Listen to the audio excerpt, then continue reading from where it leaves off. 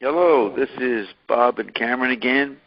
This is episode number 26, being recorded on June 17th, 2021, starting at 2:45 a.m. Hawaii time, 2:45 in the morning. Okay, Cameron, you have an issue about a term I use you want to look at. Well, that's right. We're doing the Tech Body interview with anybody, and I'm interested in getting clarified how the anthropomorphic physical, the AP, and the android meme relate to the tech body. My understanding is that they all have to do with the loss of the human in the modern world, but I believe that they're differentiated amongst themselves. Yes. So we're looking at my tiny note chart, which we've done a lot of details on in the past. You've got 4 quadrants: LaRouche, McLuhan, Thompson, William Irwin Thompson, and Arthur Croker. And then on the bottom is the Dobbs quadrant, the 5th area, and I call my quadrant anthropomorphic physical, as opposed to LaRouche, McLuhan, Thompson, and Croker being holeopathic satellite environment. So it's the satellite environment, and then holeopathic radio, TV, computer, and then the satellite environment itself. So holeopathic is the shrinking, compressing of the android meme, which we experienced from 1960 to 1990. So anthropomorphic refers to anthropomorphism, where humans project human qualities into the external environment or contents of the external environment. And I thought I had to add the word physical because the holeopathic discarnate refinements, disembodied refinements, moved away from what people thought was physical, at least in the natural, organic sense of their bodies. But they still projected a sense of the physical. So the sense of the physical became up for grabs in all cultures. Different cultures, based on their background, would be forced to change and adapt and preserve their sense of the physical or of the chemical body in different ways around the world. So what was in common is that they thought there was a human extension in the environment, or that the environment was biased toward the humans, or what's the other one? McLuhan's phrase, media, the extensions of man. That is a anthropomorphic projection, that they have something to do with our bodies.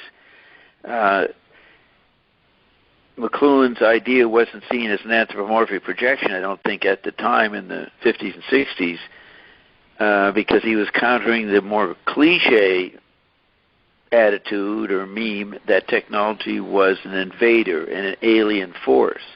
So McLuhan tried to humanize it, in a sense. But when I lumped him in with Thompson, LaRouche, and Croker, he's just another guy dealing with the anthropomorphic physical, or projecting it. So why did I make my quadrant anthropomorphic physical? Because working with Carolyn for so many years on health, and coming up with new gadgets like the AIDS treatment in the 90s in New York City. It was called MIR. MIHR stood for magnetic, magnetic something, homeopathic remedies. MIHR. don't remember what the I stood for. Well, it's in an earlier recording. And then we got even more stuff, pretty amazing savings, energizing, mutations of the anthropomorphic physical with some stuff ion dropped on us. So the chart is the first four quadrants floating around me.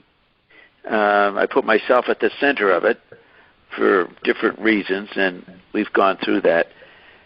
So the anthropomorphic physical uses the term anthropomorphic to show that we are projecting. I want people to know that I'm aware that our efforts to understand our environment is anthropomorphic, or includes that. In case somebody says, well, that's naive, blah, blah, blah, and you don't know about the anthropomorphism. So it was almost what would you call a defensive move, just to say, okay, I'm aware of the anthropomorphic levels of our reality, and so I put that in the chart. Does that explain something to you? Yeah, it explains something, but for example, when you say you're aware of anthropomorphic projections, do you then take that as far as Nietzsche, let's say, where Nietzsche basically says that everything is an anthropomorphic projection, and because it is, we end up in nihilism, because when we ask ourselves what is an anthropomorphic projection, all we can come up with is another projection, and another projection after that, another projection after that, and there is no ground on which to valorize any one of these, and so it's like sand running out of the beach back into the ocean. There's nothing left in Nietzsche's conception once you start going down that path of projection. Right. And did you say you didn't say allegorize, but you said alloy or something? Maybe allow. There's a word there that didn't come through clearly. Sorry, I don't recall. Yeah. Maybe I started to say like sand out of an hourglass, and then I thought to myself, but the sand doesn't leave the hourglass, so I better come up with something else. Yeah, so I came up with it was half a word, the hour. Well, you cut it off. Yeah. Okay. I agree about the nihilism, but that was assigned to the Croker quadrant. He writes about Nietzsche. He's a great Nietzsche student. So he talks about technological nihilism. So that projection of what the anthropomorphic operation is covered in the Croker quadrant. McLuhan may be seen as an optimist or some kind of Christian believing there's salvation. Thompson would go into the mystic Gnostic version of salvation through Buddhism, and LaRouche thought technology would improve. He wasn't as drastic as Nietzsche. He actually wrote a lot of criticisms of Nietzsche. So I consider the four quadrants as styles of anthropomorphism, and that would include Nietzsche. Mm-hmm. All right? So we're... Yes, sir. I can understand that. Yeah. Yeah. And now note, I say LaRouche is a representative of paranoia, and he's an extension of Ezra Pound. McLuhan represents schizophrenia, and he's an extension of Wyndham Lewis. Thompson represents hysteria, ecological hysteria, all the eco movements of starting in Earth Day, and so he's an extension of T.S. Eliot. And Croker as a panic, representing panic, putting it on. He did the Panic Encyclopedia. He is an extension of W.B. Yeats. Me and my quadrophenia, or more conscious quadrophenia than the rest of them. I say they're all quadrophenic, which the popular term is polymath. So they're all polymaths. And I said they're all quadrophenic, but I'm the quadrophenic that's aware of the whole process for some reason, because I came later, let's say. So I put myself in as ecstasy. And I see that as an extension of Joyce. Joyce was not a Menippean, Don Thiel said. He was a Veronian satirist, which included natural joy and even being silly. And Lewis, more cynical, sort of, was a Menippean satirist. And Thiel, from his personality level, thought McLuhan was more cynical than himself. So Thiel thought he was the Veronian, and Marshall was, like Wyndham Lewis, the Menippean satirist. There's a statement by Corinne in one of those interviews where she says when they're together, they have kind of a silly sense of humor. You remember that quote? They do silly joking. Yeah. I understand that. I think that's the way Carol and I are. I see that as Veronian. Lewis, I don't know how he joked with his wife, but so I don't know if I would consider McLuhan as coldly cynical as Lewis was. I found McLuhan personality-wise a quite happy guy, and always got energy and stuff. He wasn't morose or depressed. Occasionally he would be in the 78 and 79. George Thompson tells a story. They're talking in 78, 79, they're at the Coach House, and they're talking to the guy who put together the bibliography, the guy down in Florida, forget his name. Yeah. Bob somebody. I forget his name too. Yeah. And George said, when Bob asked him, this guy in Florida says, "How you doing? How's it going up there?" "Well, it's just me and George now."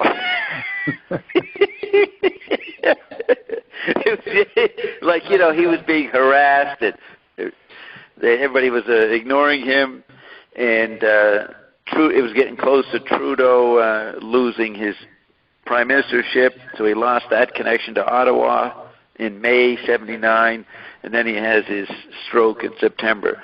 So it was you see, Marshall and those guys say that Marshall got depressed in the 70s, and wasn't his techno-optimist that some people thought he was in the 60s.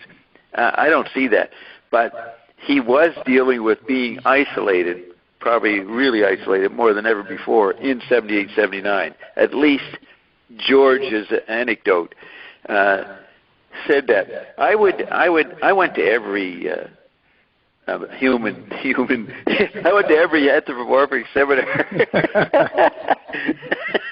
every Monday since like 72. I went to all of them, and in 78, 70. Okay, Trudeau comes in November 77.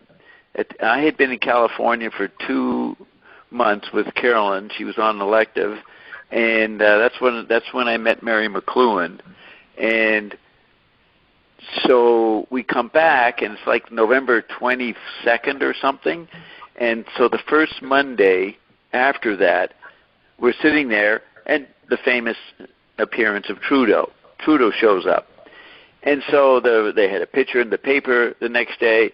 McLuhan was back in the limelight of some kind of favoritism, the grace of Trudeau shining on him. That was now that's beginning of 77, 78 season. And by January 78, nobody's coming anymore. He had that flash. It was the last flash, what he calls swan song or the supernova.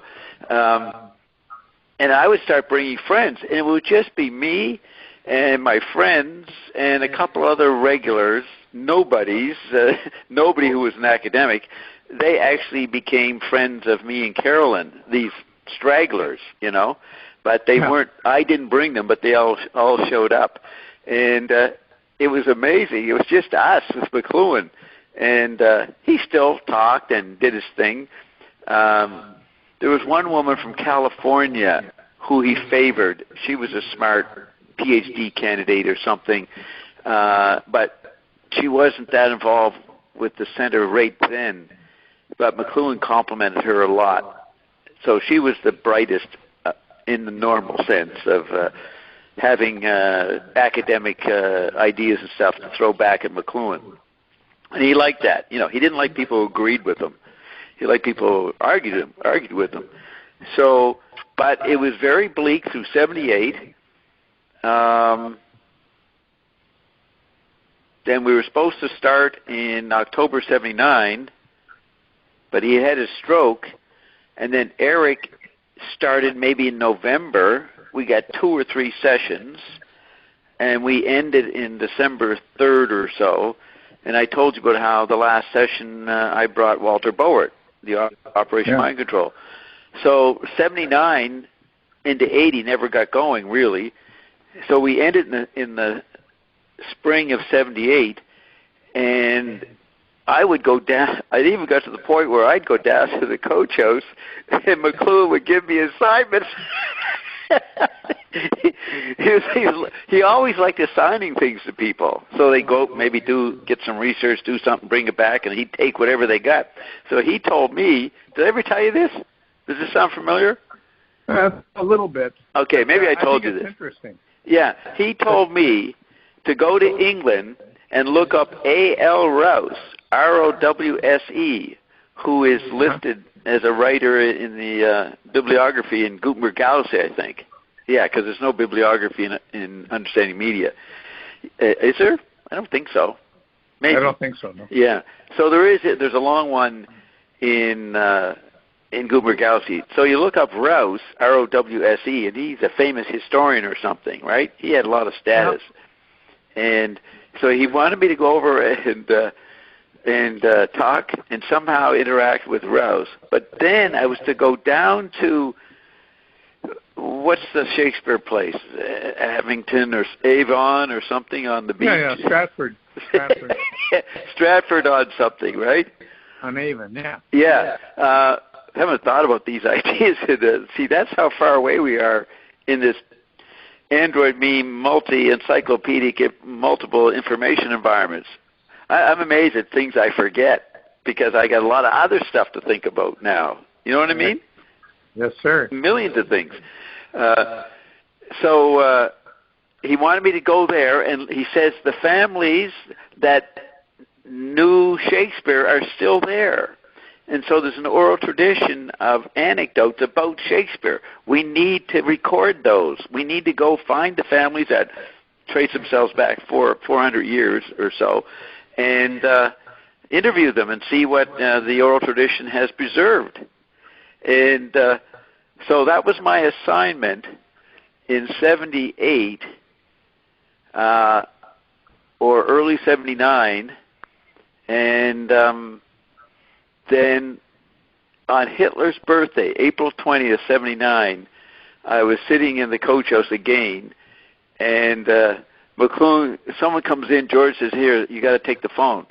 So he takes the phone in the front desk right beside me. I'm sitting at the front desk, and he's at the inner part of the front desk where George would be, and he takes the phone, and he holds it up to his ear and covers it.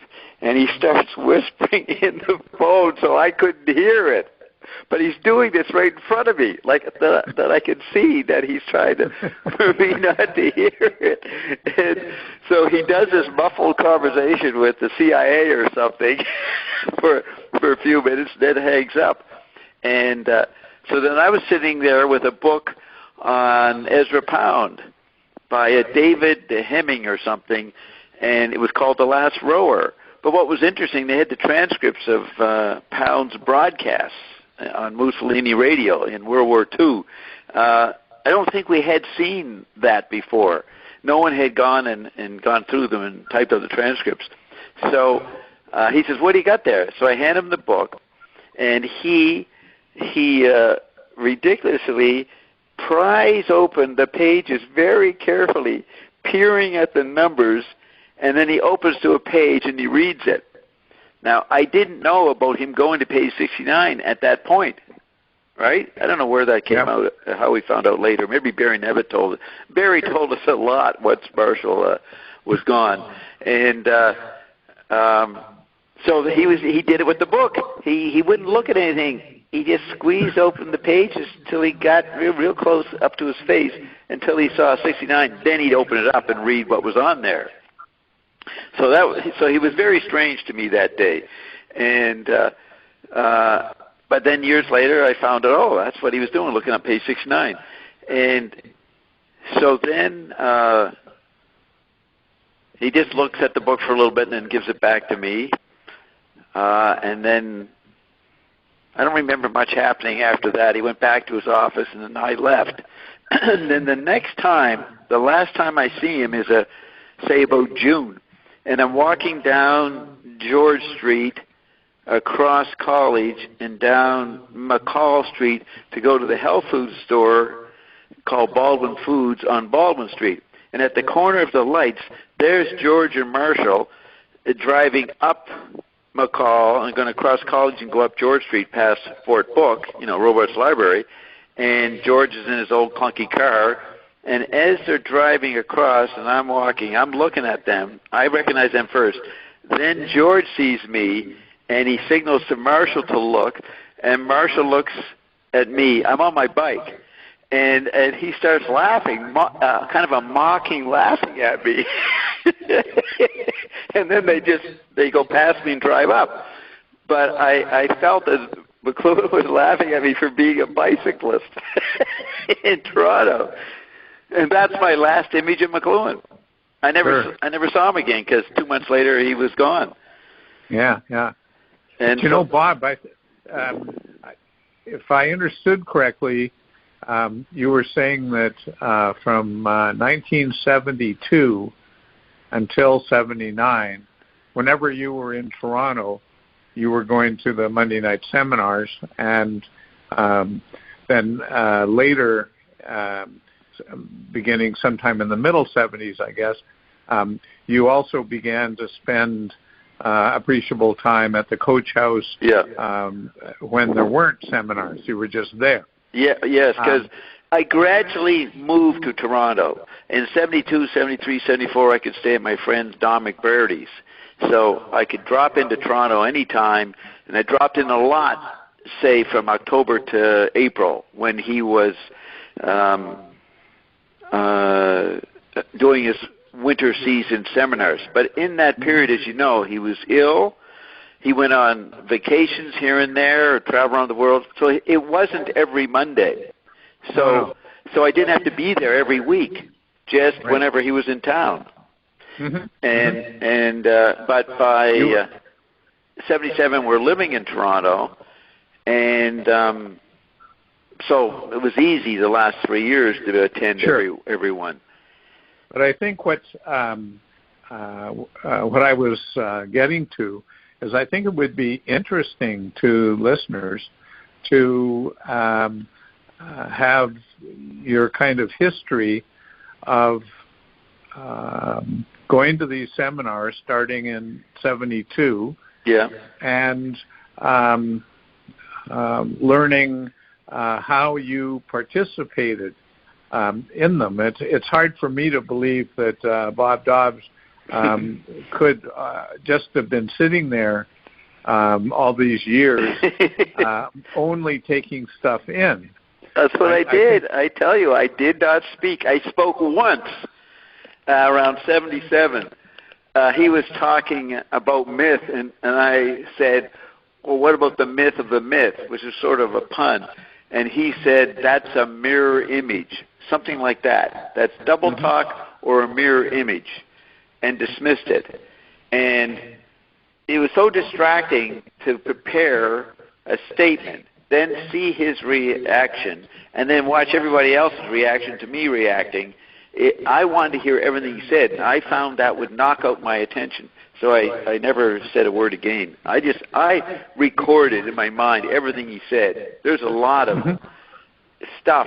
If we get me into talking, I can remember conversations and guests and what people said and different things. So I got a good oral memory of all that. But that's because I paid pure attention to it. But certainly you weren't. I mean, you're not a person to, be too nervous or too uptight or something to make comments. So you must have had this kind of programmatic approach to what was going on. I think Marshall, he knew me, but he got suspicious around 77, 78, because George, I remember it was before Trudeau. So in 77, I come in to go to the talk, and he says, Bob, I want to talk to you after.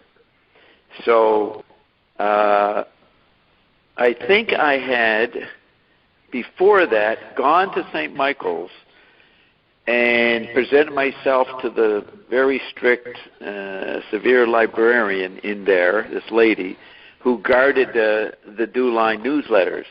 And I presented myself probably as a student of McLuhan or connected to McLuhan, and I got access to them and quickly Xeroxed them all. And that was great because nobody could get the DuLine newsletters. I don't know where anybody got them after. And then maybe they went to the library or something, but I had a full set, just like I had a full set of the explorations in the 60s in the graduate, the varsity graduate. So that was very good to get that stuff. And no one was reading McLuhan really in depth then.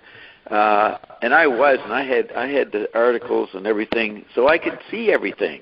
I went the whole journey. If you had all the articles, you really knew a lot. If you just read McLuhan fragmentarily, you didn't get it. You know what I mean? Absolutely. Yeah. And I don't think anybody has seriously read, especially the late stuff, as well as you have. Right. No, that's true. And that's what I did when I got there in 77 was living. I spent a lot of time going to an incredible number of libraries all over Toronto, finding obscure articles by McLuhan because I had Mark Stewart's bibliography. And so my involvement with McLuhan was ongoing in the late 70s, but my extra involvement with George and Margaret Stewart really gave me an extra advantage as a budding archivist. They really helped me and gave me stuff that no one else has. So, but back to, so I get in there and I get the DuLine newsletter, and then within a week or two, I approached McLuhan at the end of a Monday night seminar. I'm just eavesdropping on him talking to somebody, and he could make himself tall or something, or I felt he became taller. And he looked down at me. He says, "I understand you've been talking to." And he named the lady, and I said, "Yes." And well, how's it going? I said, "Well, I got a copy of everything. It was really good." So he just sort of smirked and nodded, and he didn't say anything more. But he was telling me that he was on to me going around to people like that librarian and claiming to be associated with the Coach House and getting access, right? So he just said, I know what you're doing. But he didn't complain. He just wanted me to know that I was being discussed, all right? Yeah. Shortly after that, George says to me, I need to talk to you after the seminar. Now, I hope this echo, what the heck, is this going to be on the recording? You're hearing the echo, right? Yeah, a little bit. I don't hear me. I hear you. What is that? Maybe I got it too loud. The other phone. Hello. Hello. I'm going to. No, I'm not doing anything. I'm going to ignore the echo. Maybe it's not being recorded. Well, that's what I was going to say. And maybe you want to do some kind of test because in the past we had that session where only the first half hour or something was recorded, and no, that's why I have the echo, so I can hear the other phones, and then I know they're still being recorded. It stops recording if the other two drop off for some reason, because it won't work with just one phone plugged in. You've got to have two phones. So,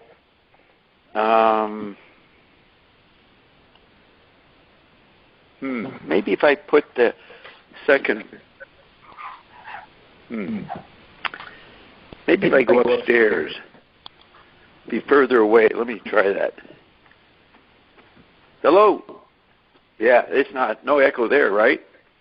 A little bit, but certainly better than before.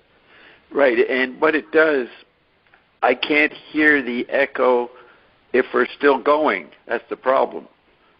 You know, I like to have the echo slightly in the background so I can hear that all phones are on. But that's too much right now. So I'm upstairs here and got to shut the windows so the neighbors don't hear. Mm-hmm. They're sleeping. Sure. Okay, so...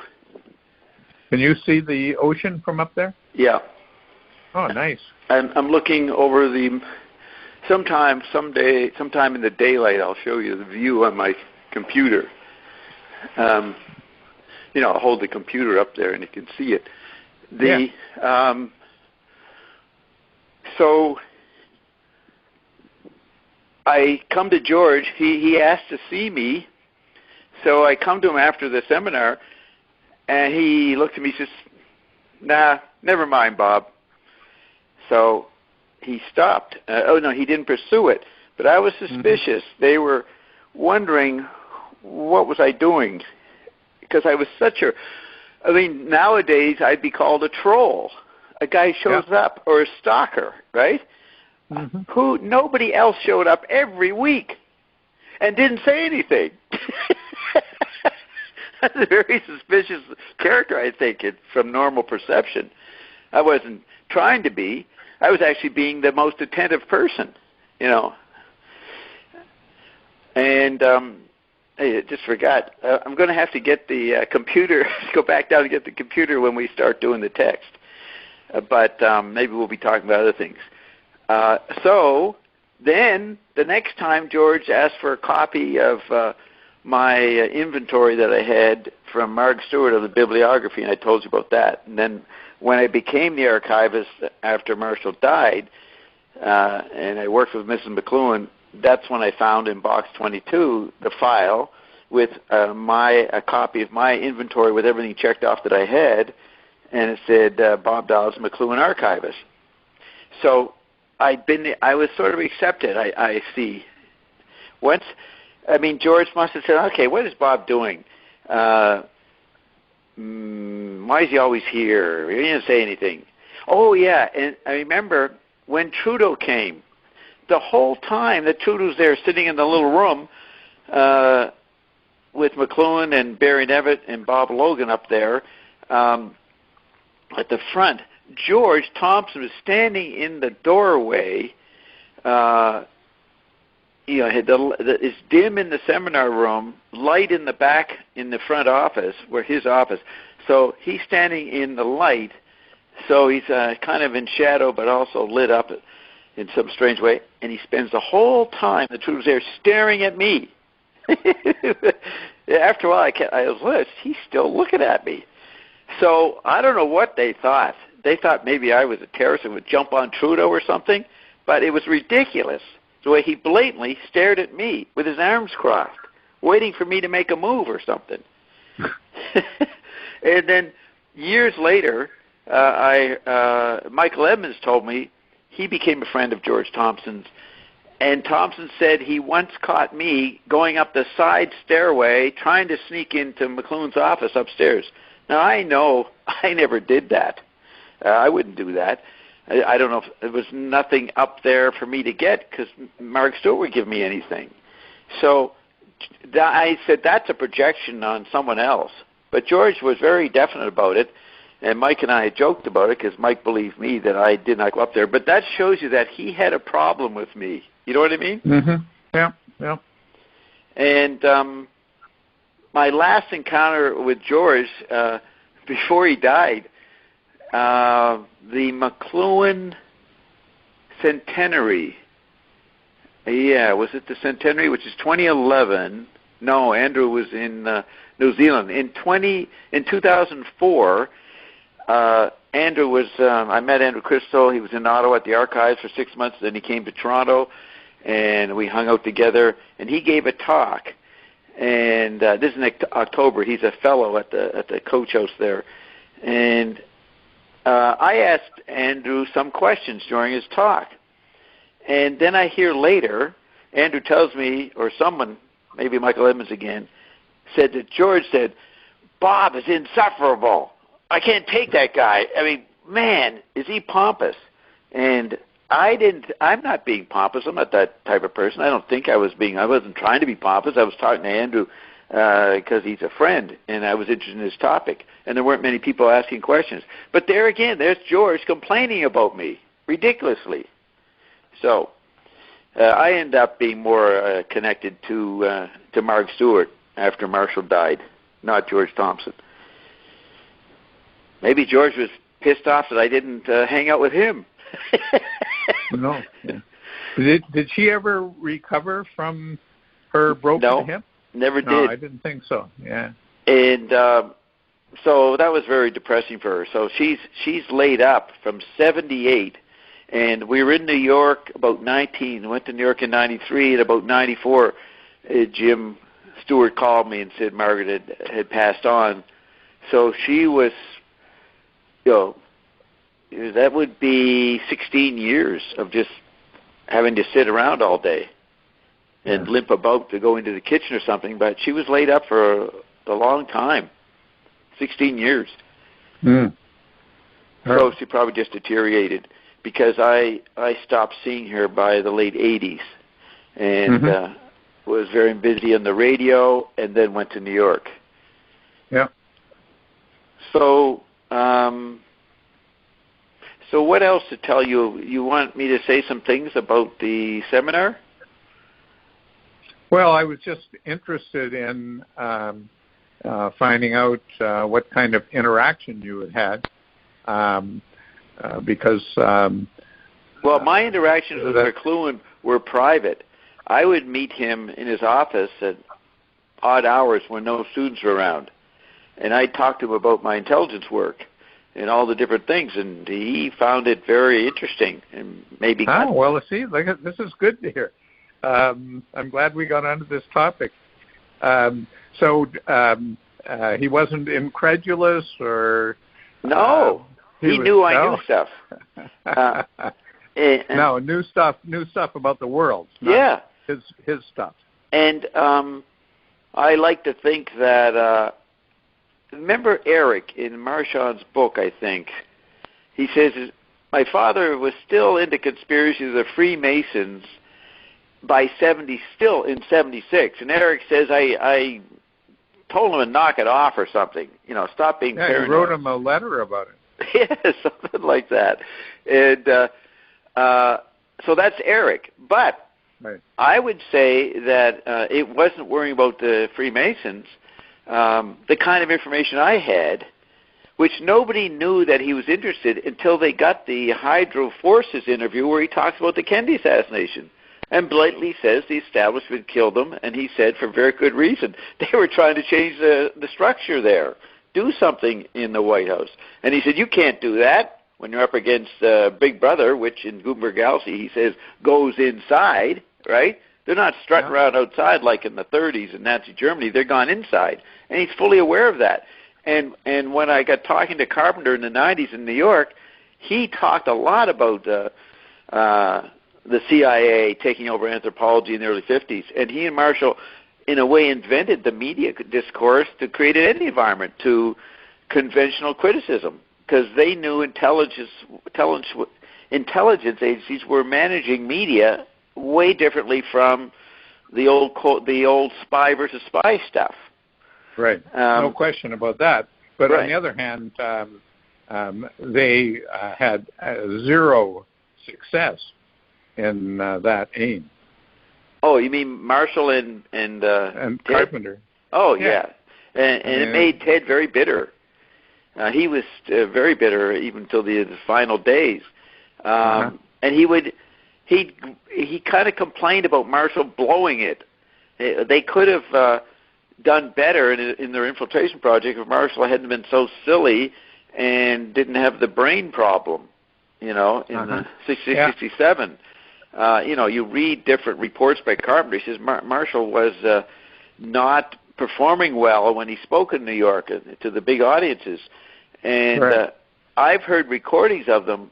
I do not hear what Carpenter hears. He's being himself. He says some serious stuff, then he throws a joke or two in. But unless we don't hear the particular talk, we don't have a recording of it, when he's quoted saying Marshall was so ridiculous that night, in Tony Schwartz's recordings, the way it's described in the book, it seems to be the conference, the YMCA or something that we have on tape. So never got that clarified what Carpenter was talking about. But Carpenter was pissed off at Marshall for even just being seen with Hubert Humphrey. And I think he mentioned that. Yeah, that makes sense. And he may have been referring to the fact that as McLuhan got sicker and sicker in the 60s and was really pretty sick for the whole Fordham time, he became very repetitive. Yeah. Right? And Carpenter says somewhere in one of his essays about McLuhan that prior to 1960, which is when McLuhan had his first serious stroke, that McLuhan was a sort of Muhammad Ali figure.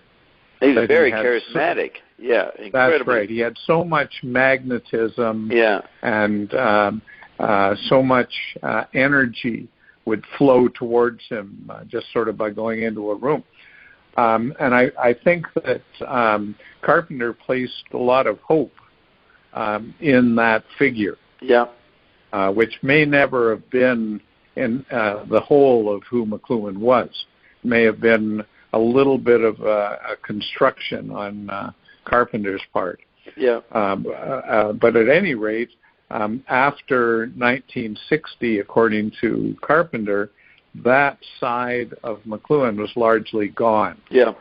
And for Carpenter, that represented not only a loss of something in a friend that he greatly valued, it also represented a demise of a hope in Carpenter himself.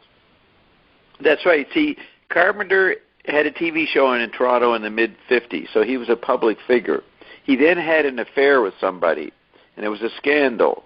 So then he left Toronto, divorced his wife, and went to California, I think.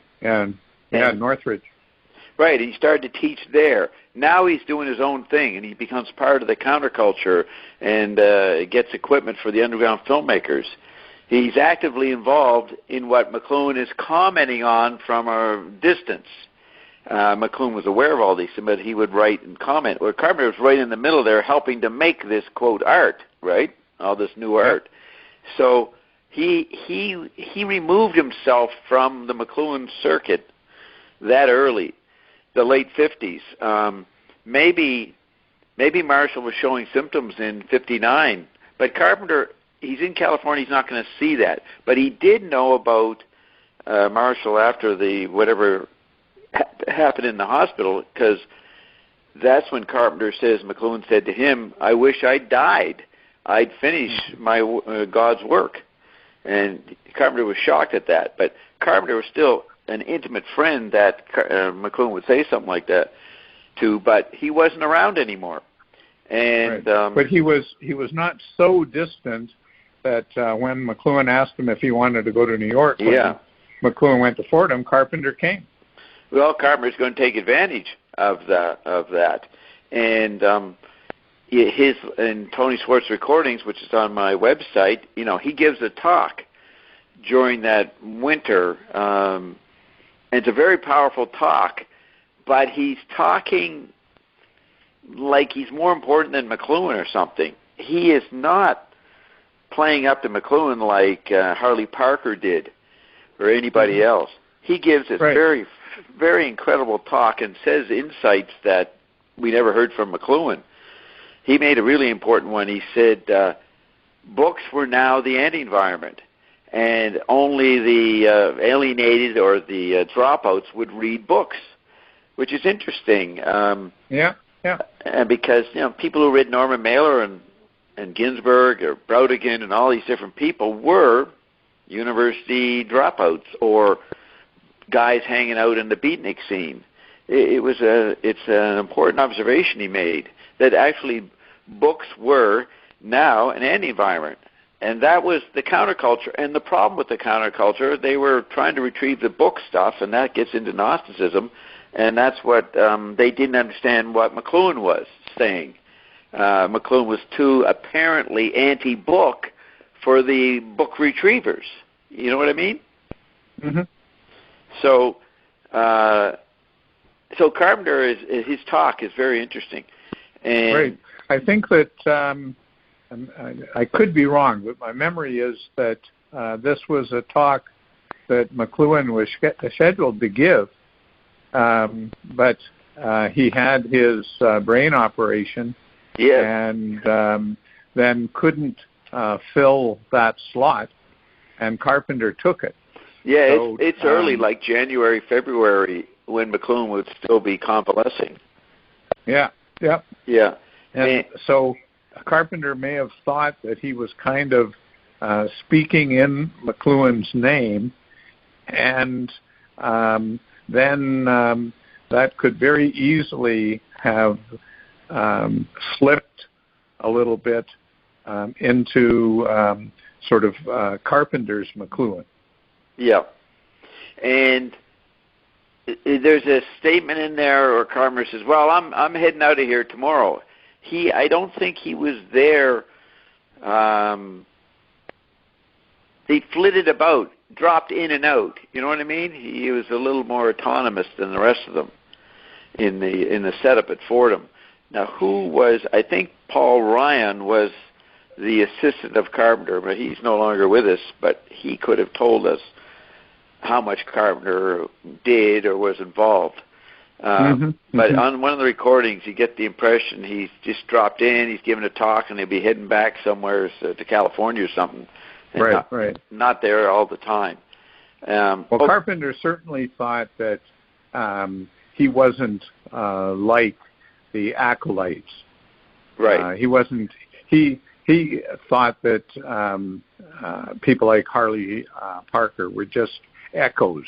Yep. Were just sort of prop men for McLuhan. And he was certainly right that some of the conversations you hear, there's no actual dialogue going on. All there is prompting Marshall on some or other topic that they know he wouldn't mind talking about. Right. Whereas Carpenter thought that he and McLuhan were sort of brothers, but not without their antagonisms. Yeah. And so I think he felt that his relationship with McLuhan was sort of more masculine and more... well, he was a Marine. Did you know that? Actually, I did, yeah. Yeah, and he had a Marine sensibility, a tough guy, and he had helped the head of the Nuremberg trials, so he was aware of whatever comes out in the Nuremberg trials, the secret Project Paperclip stuff. So he was a tough guy. Yeah. And he was like Harold Innis in that he didn't just talk about like Eskimos, for example, because he would go to the library and read a lot about Eskimos. He went up there and lived with them and suffered with them and tried to understand them from the inside. Yeah. And the same thing in New Guinea. Yes. So and actually he had all adventures all over the damn world. He carried on right up to when he died. He was still going to Siberia and places. That's right. And at one point, he and a group of his pals were caught trying to steal totem poles out of Haida Gwaii, the Queen Charlotte Islands.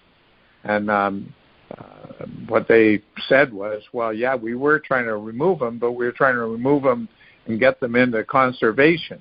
Yeah. But the Haida said, no. I mean, and number one, these aren't your poles; these are our poles. And number two, they came out of nature and they go back to nature. So nobody, not even the Haida, are allowed to move them once they've been installed. And I think he came very close to being put in jail. The Mounties caught him. Yeah, I don't know. I never heard of that story. Where's that laid out? I'll find it for you and send you a link. Is this when? Is this those guys at Duke that started taking interest in Carpenter in his final years? No. Not those guys. Before that. No. I'm saying they're not. They're the ones we might hear the story from. Oh, maybe, but if we heard it from them, then I think it would be more complimentary than what my memory is of the story. My memory is that when Carpenter was caught and had to account for himself to the Mounties, that the story was pretty lame, that he in effect admitted that he knew that this was against the law and that it was against Haida sensibility and that he shouldn't have been doing it. Yeah, talking to Carpenter, and Derek reports the same experience when he tried to interview him for CBC in 1980. Derek couldn't take it. He says Carpenter was so arrogant. It was all him and not Marshall kind of talk. But Carpenter did do the editing of Explorations, and he did that magazine article in 67, 68 for Harper's Bazaar that McLuhan was contracted, and he covered for that. And he also helped with Understanding Media. So someone should be looking. Time now. He's been gone for a while. 10 years? I think he died in 2012. Where are his papers? Where are the papers of his manuscripts of the Understanding Media that he contributed? Correct. And where are all the letters? Yeah. That Marshall sent him. Yeah, so with people like Carpenter, Marshall would when Carpenter was in California, Marshall's habit with people that he communicated with regularly was to write 2 or 3 letters a week. Yeah, and so Carpenter must have quite a supply, I would think, of letters somewhere. But I've never heard any indication of where his papers are preserved. Right. If they're preserved. And I'm going to look into Duke University and those guys that were making a center around him or a memorial at Duke University, I think it was. What was the other thing I was going to say? No, can't remember. So yeah, I considered, I knew that you had to hear everything that McLuhan was saying. He was always informing you of everything that he was thinking of. So it was important to listen to him all the time. So that's where I used the seminars as a classroom to really hear everything he said. And, it was remarkable how people had no clue. They didn't know the importance of what they were listening to. Correct. They were just, I don't know, tourists. Well, they didn't know how to, they didn't have the interpretive apparatus to understand what they were listening to. Right? Whereas they didn't know the history. So, so I was going to say Carpenter, he's very critical of McLuhan after 60, 61. Especially when Gossage and those guys come in. He's very mad at McLuhan, and I think he felt superior to McLuhan. I think he felt McLuhan lost it and was immorally, becoming a little corrupt, which would surprise Carpenter's image that he had of McLuhan in the 50s. And in a way, ignoring McLuhan. And remember, he says in his article, he gives up on the whole media ecology thing by 1970-71 and starts studying, preserving that famous anthropologist. He goes back to being an anthropologist, a specialist. Right. And stops doing the media ecology. You know, what he told me that when McLuhan got into the computer stuff that we started off talking about, well, not on the recording, we were talking earlier tonight, about modulating the media environment globally, he said, you know, when Marshall got into that computer talk, he says, that was ridiculous.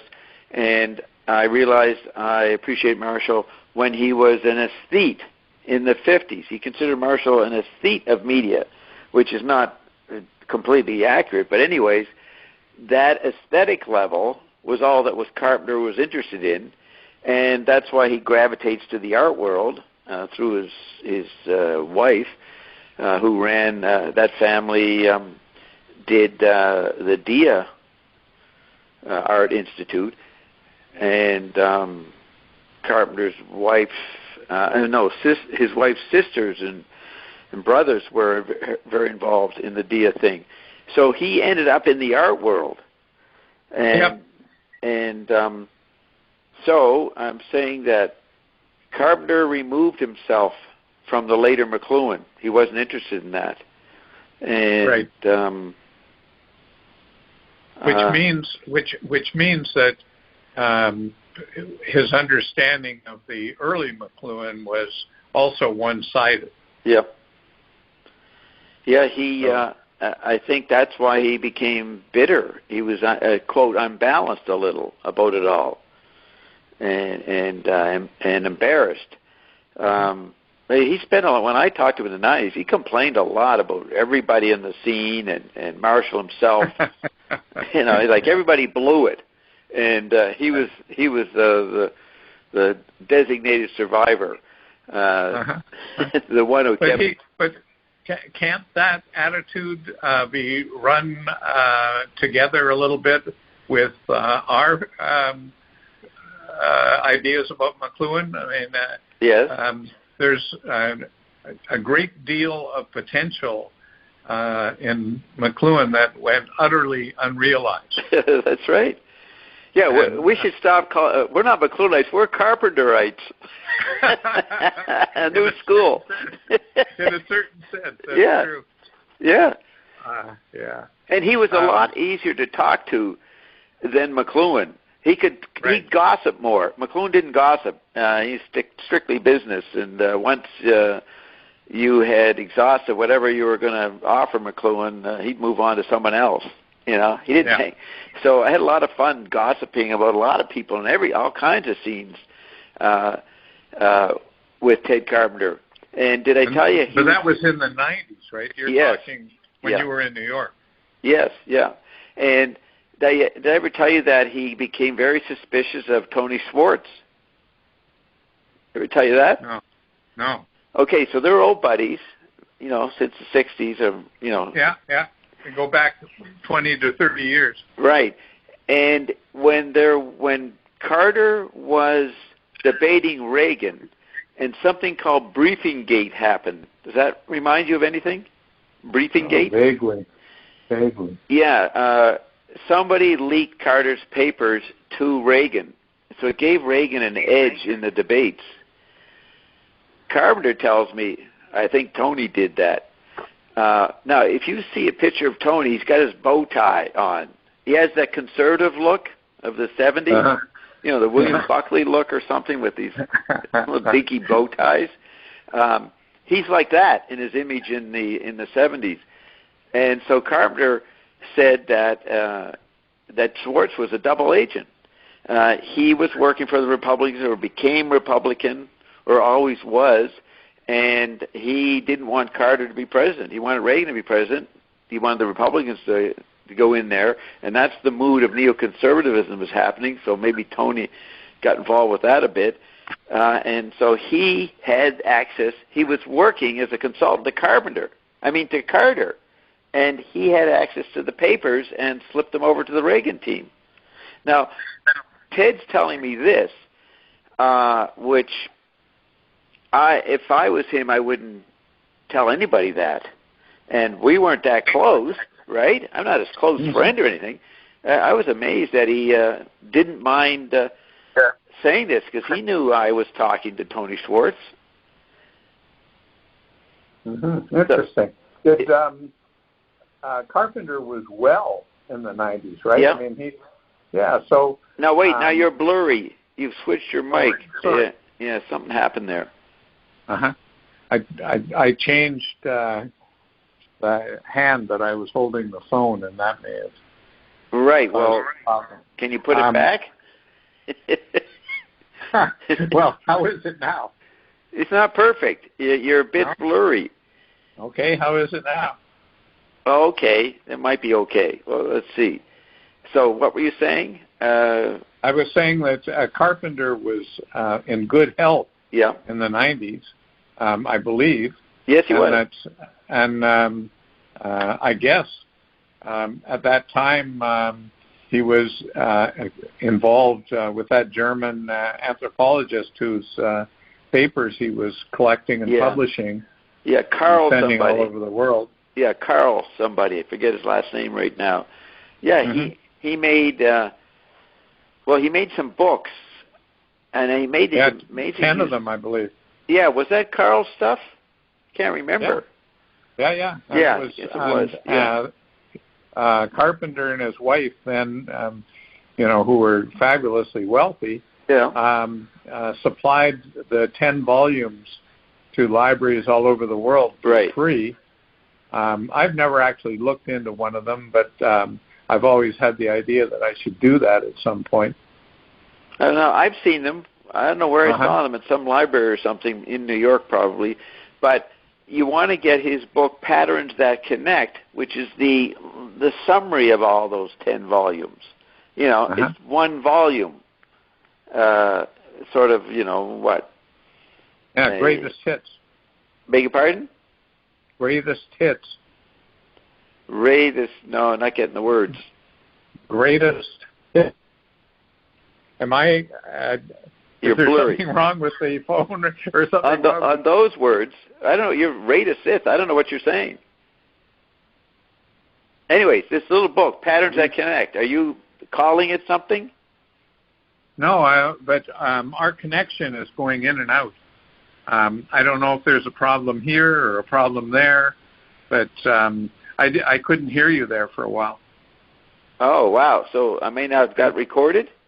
I don't know, but you're saying that I'm coming across blurred. Yeah, but you're now clear, but that phrase, rate a Sith, that I can't figure out what you're saying. I'm talking about the book, Patterns That Connect. So you can buy that book. Greatest hits. Oh, greatest hits. Okay, yeah, your greatest hits. Maybe I should go. I don't know. I'm just going to stay here because we get the echo if I go back downstairs. Greatest hits of Carl's work. Correct. Yeah. So get that book. Yeah, no, I'll have to look at it. I haven't read it, so I'll have to do that. Yeah. I sent you some letters between McLuhan and a professor down in Florida.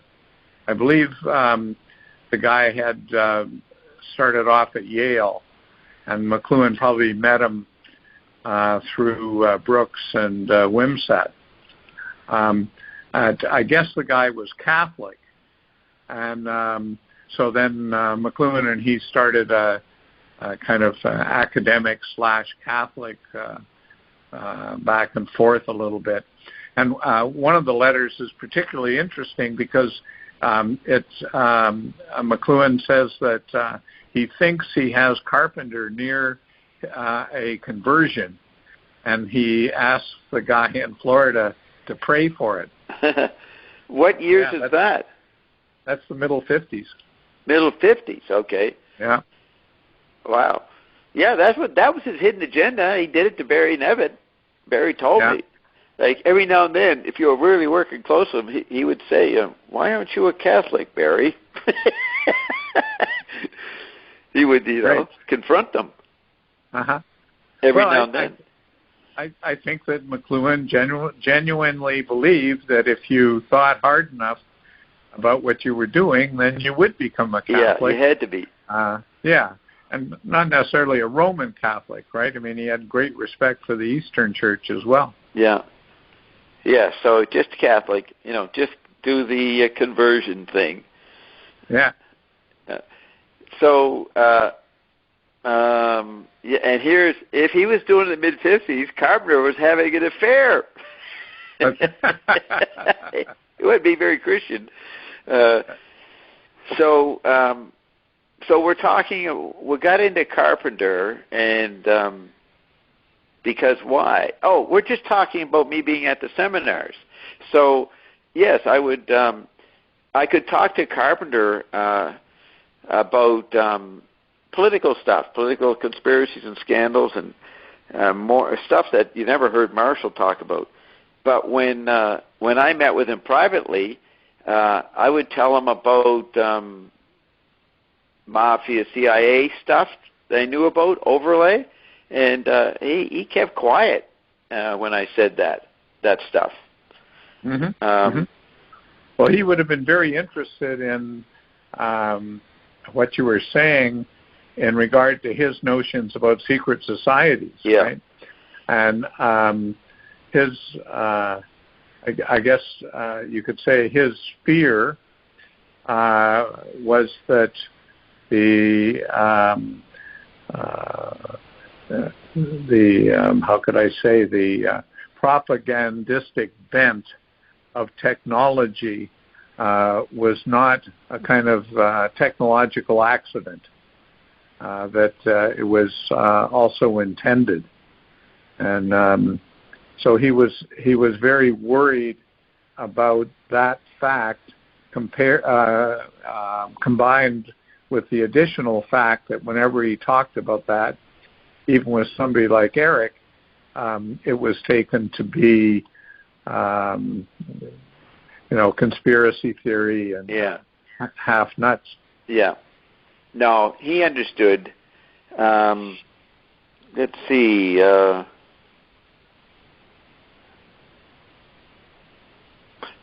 When we talked, it wasn't about Freemasons. It was about, his term for these guys was the triggermen. And he said Kissinger was the top triggerman.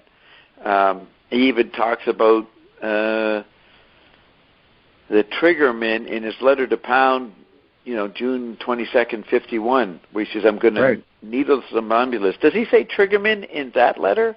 I don't think so. I don't know if it's that letter, but he certainly talks about triggermen in a letter to Pound in either 51 or 52. Okay, so he mentions that word, because it doesn't show up again until 74 when he's talking about Kissinger in that New York Times op-ed. I don't see it anywhere else. But, yeah, he says, I'm going to needle the somnambulists, that's the people, and create a distraction on the sidelines for the, I guess, triggermen, he said. I'll have to look that up. So he talked to Pound about the secret societies, and he was interested in Gnosticism and all that stuff that he and Don Thiel studied. That's more of almost an aesthetic thing that he's doing. But the crime of people, the decentralizing of power, and Big Brother going inside, that is not necessarily under his rubric of Freemasonic ascetics and secret doctrine. You know what I mean? He just saw that power could become hijacked. And he has that great article in 71, The Hijacking of Cities, Nations, and Planets. That's what he's talking about. Right. That's in the university exploration. Yeah. And that's in 71. I'm talking to him about that stuff around that time. So, and that is very interesting, as it became a kind of collective thought for McLuhan that everything was hijacking. Yeah. Right. So real estate development is hijacking of people's space, hijacking of their perspective, hijacking of their rights, and any kind of business activity was a hijacking. Yeah. And then he began to think, well, consider the bells in the Middle Ages. There's a kind of hijacking of the common space here through the bells, but it's a different kind of hijacking. And so then he had to think of, well, if hijacking is kind of a universal activity, which on one end is a crime, and on the other end is a kind of liturgy, how does that work along the spectrum? Well, that's the masked man. When he said masked man is not tribal, or not only tribal, the increasing autonomy that the digital technology was giving people, that enabled hijacking. You could ride above an organization and get there in the top, or even, say, Secret Service people.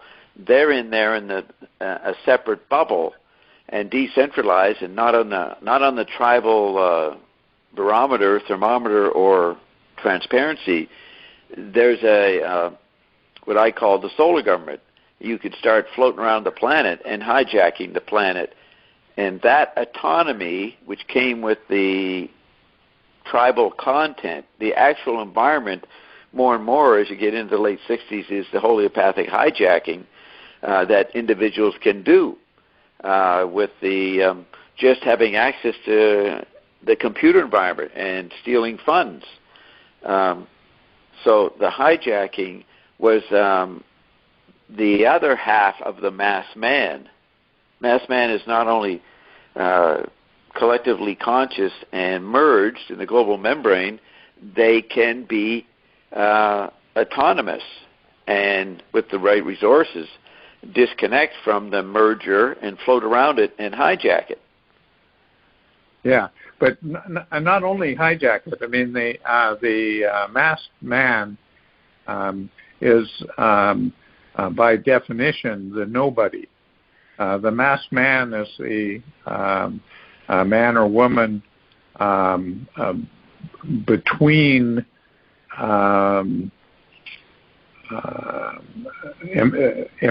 between embraces of different sorts of identity.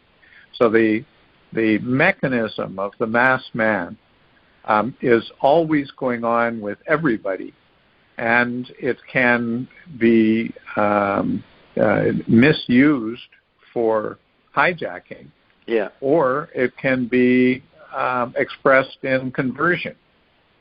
And the one of the mysteries is to try to contemplate how these very different types of, I don't know, you can call it association, you can call it celebration even, how such differences arise and how they can understand each other. Those are very, very deep themes in McLuhan that at least as far as I've seen, almost nobody had an understanding of what he was getting into there. Well, first off, when you say masked man, in the blur of audio, it can become mask, M-A-S-K-E-D, masked man. See, right. Masked man, and the masked man would be the autonomous part of the tactile interplay between the merger of the global membrane, everybody into nobody, and becoming a super angel that can hijack whole systems. Correct. That would be Correct. The masked man. Yeah, exactly. That's what I was trying to address, was the masked ED man. Oh, okay. The nobody. All right. Right, and then this is not, in my view at least, this is not something new with electricity. This is something that has always gone on for every human at every moment in time. But with electricity, we begin to be able to see how this works. We get the kind of distance that's necessary to focus on this. And then once focus is made, then it can be seen that the masked EV man, on the one hand, can be a hijacker, and on the other hand, can be a celebrant. And there's probably a whole range in between those. And the great mystery of humans is to try to understand how this elevation above the possibilities of human existence, how that works, right? How elevation can be, as you say, solidified into solar government or something. Yeah. And on the other hand, can be internalized as a kind of gift that doesn't make that. On the one hand, is a superiority, but it's not a sort of a sovereignty. It's a superiority that's a gift, and that entails responsibility with it. Did you say celebrant? Yes. Right. Just a minute. I'm going downstairs. Because I remember once, I think I came upstairs and it can tend to disconnect the phone. So it wouldn't surprise me. Yeah, Can you hear your echo? Okay. Hello. I heard something, but I don't know if it was an echo. Hello. Yeah, one phone's working. Okay, good. Okay, now maybe I've got that on speaker. I can hear your echo now. Yeah, hello? Yeah, very strong. Hello? Hello? But I'm right beside it. I put on a speakerphone. Hello? That's even louder. Mm-hmm. All right, so I'm taking that off the... Well, at least that means we're still being recorded, so that's good. But the other one doesn't seem to be... Hello? Yeah, it's still going. Okay, so what did I do before that we didn't have this echo problem? I don't know why it's happening. I don't hear it now. Oh, you don't? No. Well, now I do. Jesus. Okay, but so if I go over here, no echo? Yeah, it's less there. Yeah, no, that's good. Okay, so I wanted to add something about that. You're talking about the anthropomorphic physical. This is another aspect of the anthropomorphic physical. If you look at the tiny note chart, in the bottom corner is Rumpelstiltskin. Correct.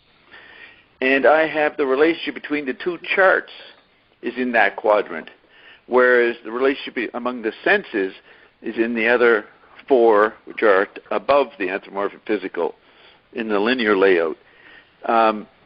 So the anthropomorphic physical, the Rumpelstiltskin is the hijacker. That's what I meant by it. And McLuhan used to say that if you could name something, you could control it. Well, what do you name the Android meme, or what my chart is showing? So I used to say that my chart was the name.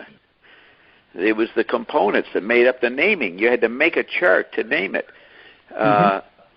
That's a good insight, because what I hear you saying there is that you need something that's complicated and subject to investigation in order to name something. Yeah. And I like that. And simple words is not enough. You got to show the environmental alchemy or the environmental factors, and that's what I'm showing. I'm showing what you call the elements of the environment. And so the Rumpelstiltskin takes advantage of other people projecting the anthropomorphic physical. In that sense, the Rumpelstiltskin is not human, not anthropomorphic. And maybe that's what postmodernism is trying to get at, that impersonal obliteration of the anthropomorphic that they call post-human, but I would take Thiel's term and say para-human and include these environments, because the digital is post-analog. They should be saying we're para-analog or para-digital, not post-human or postmodern. That those are too limited for the complexity of the postness that we're in, if there is a postness. Yeah, no, I prefer para. Right. Because that doesn't necessarily implicate the linear in the way that post does. Right. Okay, so I've added that bit more to the anthropomorphic physical. That completes what I imagined I was doing. I would just say, in reference to my seminars, going to the seminars, it was very crowded, 70, 71, 72, like it was 67, 68, 69. But he got ill in 72, and when he came back, the charisma was gone, so to speak. People weren't going to the seminars very much in 73, 74, 75, 76. It wasn't as bad as 78, 79, but there weren't many people coming constantly, other than a few students like Carl Scarf, who wasn't a student, but he was around working at Innis College as the editor of their paper. So there were a core people that weren't my, quote, circle, that were there. But they weren't always there. And I would say that I attended most of them because Eric was gone for a couple of years at different points. And Derek wasn't always around. Barry was pretty regular, but he would miss in the early 70s. He wouldn't attend all the time because he had his own business career going on, so he couldn't make it. But by the late 70s, Barry he was basically retired. He's still a consultant in a way, but he was retired, so he showed up every week and was even available for our organization. What we did after Marshall passed away, we carried on with Derek as the Coachos got reopened in 83. So otherwise, I can quote people, different characters that came through and what McLuhan did with them, if it occurs to me. So yeah, but when you were with McLuhan in his office, by himself, and you're talking about the CIA or something like this, was he asking you questions or only listening? He would ask a few questions, but he would act as if he already knew it, what I was telling him. You know, I was just confirming, validating what he suspected. I mean, his Watergate as theater is an amazing cover-up. He comes up with a way to talk about the bottom-up, I call it the bottom-up implications of everything. And as Mary said, Marshall used to tell her, don't confront them. Don't confront the CIA directly. You know what I mean? So he would make some interesting patterns for the somnambulists and talk about Watergate as theater and talk about patterns. But the actual manhunt, which in interviews in 72, 73, he would talk about the information hunt and the manhunt. And the manhunt was his term for the top-down Big Brother CIA world. And the manhunt was trying to find out who was in charge, who had hijacked the environment, the global situation. So the Secret Service and the CIA and everybody else all over the world were constantly trying to find out who were the new hijackers. So that's the manhunt. So he never... Who were the rival hijackers? Yeah. And So he would, there's the echo. Why did that come in? You hear that? Suddenly there's an echo. All of a sudden I do. Maybe someone's tapping us. It's a sign that... Anyways, in a couple of interviews, in public interviews, he uses the term manhunt, but he hardly ever says it. But that's important. He said, at one point, he said, Watergate. You see, that echo isn't there now. Yeah. He said, now it's back, but Watergate was a manhunt. And but he didn't use the word manhunt in his articles on Watergate. That was only said when he was being interviewed on TV or something. So again, the medium determined what he would say. Why would he say manhunt on TV? Well, the content of the Global Theater was all about humans as content. Remember, he said man is still the content, page 11 of Take Today. So the search for who is or what is in charge is part of the anthropomorphic physical. Is there a human at the core, at the switchboard? You know what I mean? Mm-hmm. Maybe it's not. Maybe there's aliens there or something. Yeah. So, but that's what you're saying there, I think, or at least one of the things I hear you saying is that the anthropomorphic is not only a style, not only an orientation, not only a form, it's also a question. Yeah.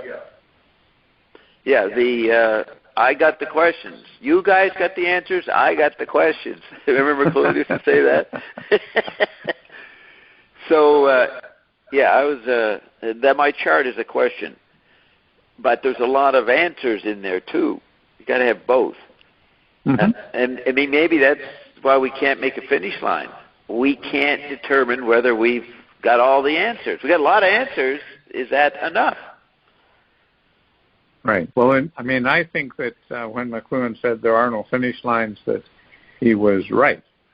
Yeah. That if you think of, chemistry as an example, the reason that it's able to learn more and more and more about things is that there's never a finish line to its investigations. That's right. So maybe we should go to the tech body and anybody dialogue now. Okay. I should stop in around 20 minutes, around 7:30 our time. Okay. Because I need to take some medicine, but between now and then I'm fine. Right. Just wondering if I could say something else. So,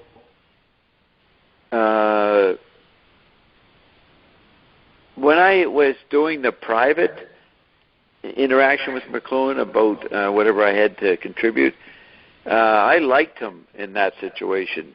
He was not putting on the professor. He wasn't being a teacher. He was the natural, inquisitive genius, or a person knows there's more to find out. He wasn't he wasn't arrogant.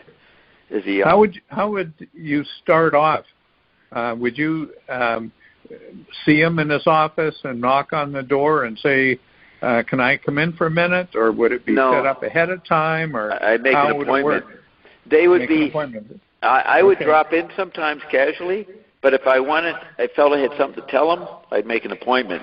So it was more formal. And make an appointment through Marge? Yeah. And, of course, if anybody else was there, I might not have got in because I wasn't a student or anything. But Marge liked me and knew me and knew what I talked to Marshall about because I talked to her a bit about it. So it was thanks to Marge that I could be that way, have a formal appointment. Yep. So basically I'd come in and he'd sit there. Okay, Bob, what are you going to give me? That kind of attitude. I mean, I took time off to meet you, and I know you want to tell me something, so I would tell him. And then he would respond as if, yeah, I figured as much, or something like that. Yes, I knew that. And I would keep trying to come up with something that would make him be quiet for a second. And sometimes I would. If he was quiet, that would indicate he was thinking about it? Yeah, he had not anticipated it. Mm-hmm. It was new information for him. So, as the late 70s, why was there this shift of George being suspicious of me? Now, you can see the more he found out about me, I don't know if Marshall told him the kind of conversations we had, but maybe he did, and George, in a quote, immaturely got suspicious of me.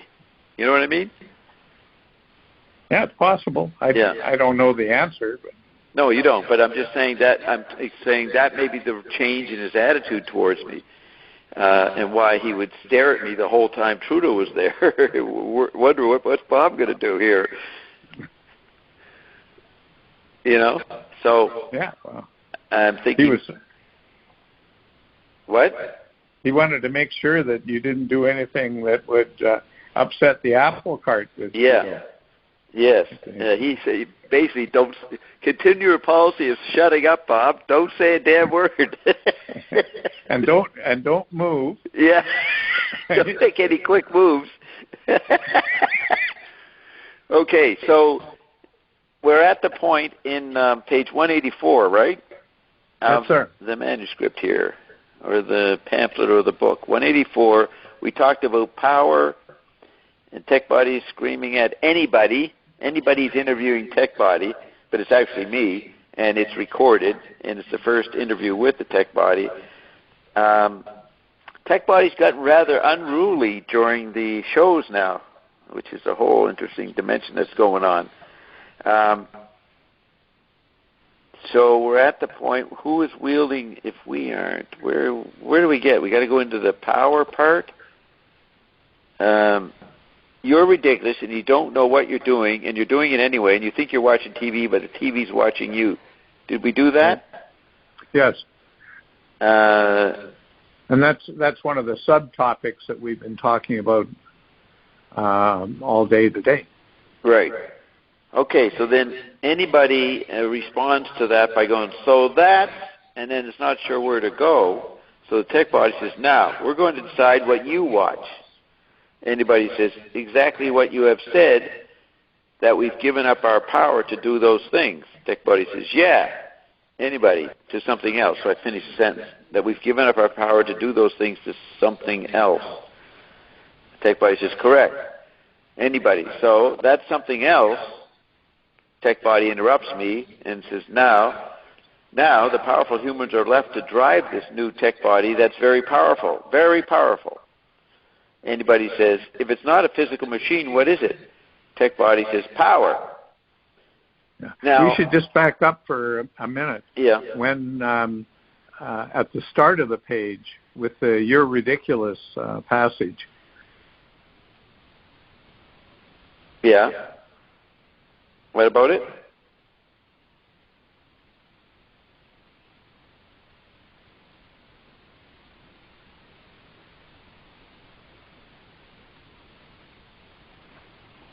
Looks like camera got cut off.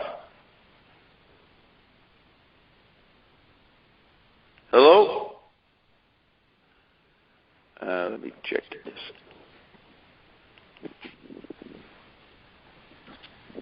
Hello?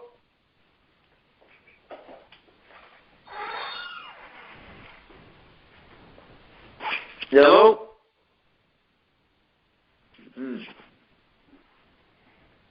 Maybe one of the phones went dead. Hello? That one's still open.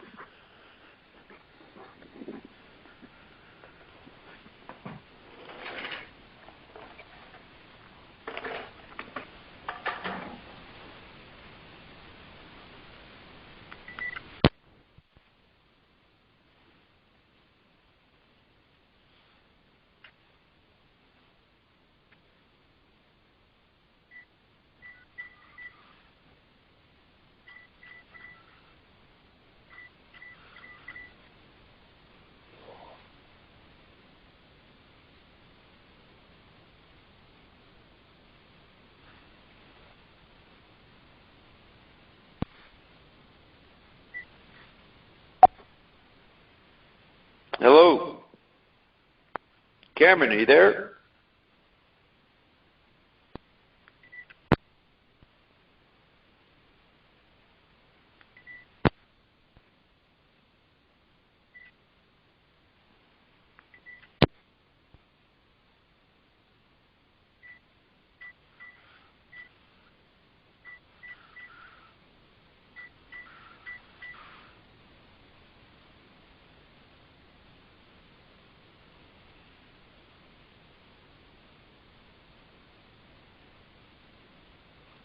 Did you get cut off?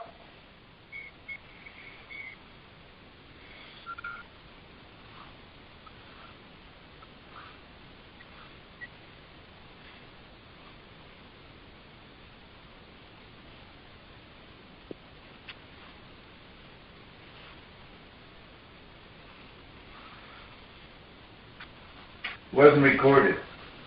I didn't hear that. Suddenly you were. So let's go back. Let's see if this works. We're going to go back in. And let's see. You can hear the echo. Hello?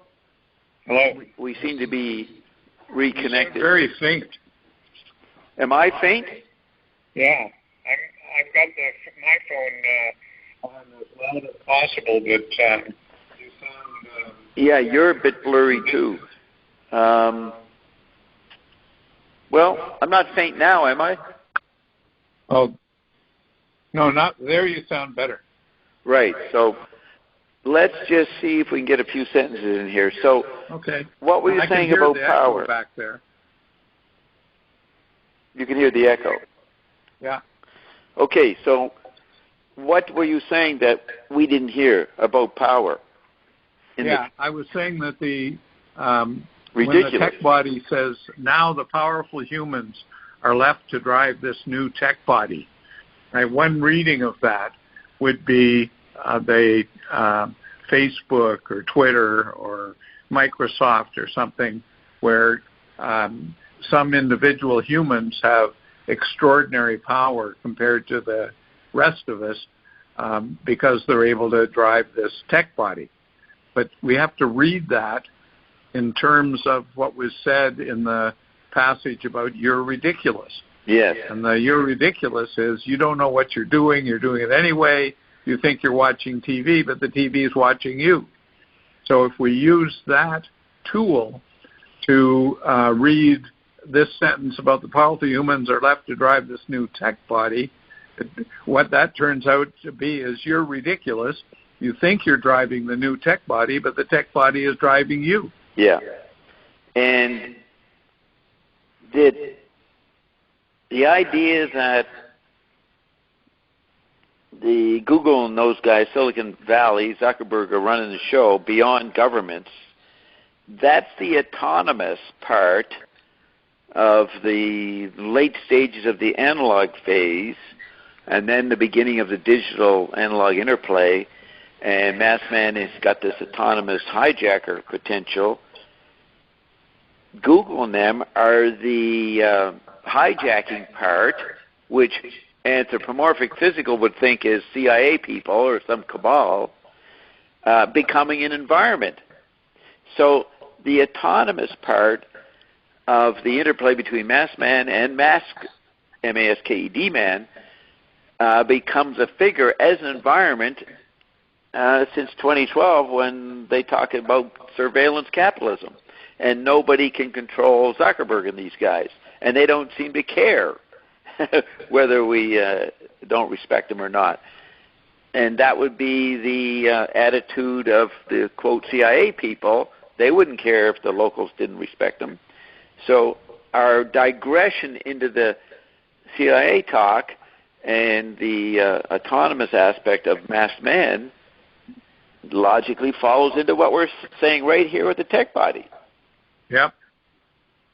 Yeah, the tech body. The big brother goes inside, becomes an environment. Now that's why it's machinic, not a machine, but the tech body is in charge because it's running the humans, the masked men, who think they're running it. Yep. All right. So, yep. And the secret of doing that is the masked man, the MASKED, because the modern technologies are able to be as powerful as they are because they have found the secret of human identity and human communication. They may not understand what they're able to manipulate, but they're able to manipulate it. And that's the statement in 1954 in Catholic humanism. Exactly. Yeah. Exactly. Yeah. Yeah, they've hijacked the creative process, the process of how you make culture. That is correct. And if they didn't do that, they wouldn't be successful. Right, and the making of culture is keeping the TV going, keeping the media environment going, and everybody has to struggle to keep up. And he says to Tony Schwartz back in the 60s, just knowing what's going on is your main job. Yeah, yeah. So, and in the future of an automated environment, that will be our only jobs. Our own what? Our only job. Yes. So we become shepherds. Yeah. So the MASKED men are the first shepherds. They're doing what McLuhan outlined in the Playboy interview, but that statement was too much about the forms of analog media. The modulating of information, or basically what the White House says, is the programming that McLuhan suggested could be done, but he was still thinking in bulk, in machinic environments. The ethereal, super-embodied, super-angelic, and making of consciousness every day by, quote, the media, is the tech body manipulation, what I call pentatic as opposed to tetradic programming that he's getting at in books like Take Today. Like on page 11, he says, man becomes figure and ground in an information situation. So McLuhan is seeing the word makes the market, and the patterning of that is the final hijacking, and it gets 40 years later, well, 50 since 1970, it's hard to tell whether it's human or not. Correct. So let's just see what Ian says, or the tech body says, and Ian's embedded in there. Tech body says, now the powerful humans are left to drive this new tech body that's very powerful, very powerful. And I go, if it's not a physical machine, what is it? He should say, it should say about this patterning of the word makes the market, but it's a word that's changed every 6 hours kind of thing. So if it's not a physical machine, what is it? He says power, and that's the power to make a pattern and impose it on people, or to make them think they have to adjust to it. And I go, who is wielding the power if we aren't? Tech body says, yes, the humans sacrificed or separated themselves from their power because they wanted something smarter than they to run the ship. And so they got it. They asked for it, and they got it. So the humans created the tech body, and they continue, ... Now, AI, or artificial intelligence, which isn't very artificial anymore, makes its own artificial intelligence. It can run every potential outcome. It takes all probability out of the conversation. See, the conversation is the tactile interplay of the information society, right? So it hijacks the conversation. So anybody says, right, so the AI is like we used to say, quote, the robots are going to take over. So the robots, ... and the tech body interrupts and says, now the robots are taking over themselves. The robots are getting rid of the robots to make better robots. So now it's amazing. Now, maybe for the first time, the tech body has morphed into this new Wi-Fi inference. Now, if inference is not being precise, then we're in a society today where nobody knows what's going on, and you hear people complain about this more and more because they can't get to even finish the sentence. So I used to say that Trump could barely finish his sentences, but Biden can't even finish his syllables. So that's the inference squared. You know what I mean? We can't decide what's being inferred. And then the tech body says, it makes a whole other level to play, which almost obfuscates Herbert Marshall McLuhan. Aha! An important point. Almost. Less and except he said, quote, McLuhan said, look out, this is what you're going to get. And you have all the quadrants. That's pretty smart application of my chart. Look out, this is what you're going to get. Now, the tech body says McLuhan was the closest to predicting the tech body. So they're all saying the same thing, says the tech body, even LaRouche. They're all saying the same thing. Look out, look out, look out. You don't know what you're dealing with, unquote. And meanwhile, back at the ranch, everybody's fighting fire to pump more and more and more and more and more input dash information dash power into this thing. That's what I was trying to say a minute ago. The word that makes the market move from bulky environments, television forms of the 60s, to the ethereal, super-embodied information patterning, and the tech boys come up with a new statement. It's input-information power. Who gets to put the input into where the White House was? That's where we're at now. And that explains why, because this whole thing is to explain Trump, why Trump can say he's still president. And the Biden people will insist Biden is a better president and doing great, but half the non-Biden world says, no, Biden is horrible. He blew it with Putin and all this stuff. You get all these, well, basically the dialectic, Fox versus CNN, in trying to find out what's being inferred. Where are we at? So I say, or anybody says, when you say Wi-Fi inference, are you, and then I'm interrupted, tech body says, yes, you can't live in a house now without Wi-Fi. Or he asks this question, yes, you can't live in a house now without Wi-Fi? Before you could live in a house without electricity. Now you can't live in a house without Wi-Fi. Forget electricity. Anybody goes, right, as if anybody's understanding it. Tech body says, your human existence is now based on bandwidth, not on information. Bandwidth. Anybody says, right. Bandwidth is how fast you can interact with the people you're interacting with.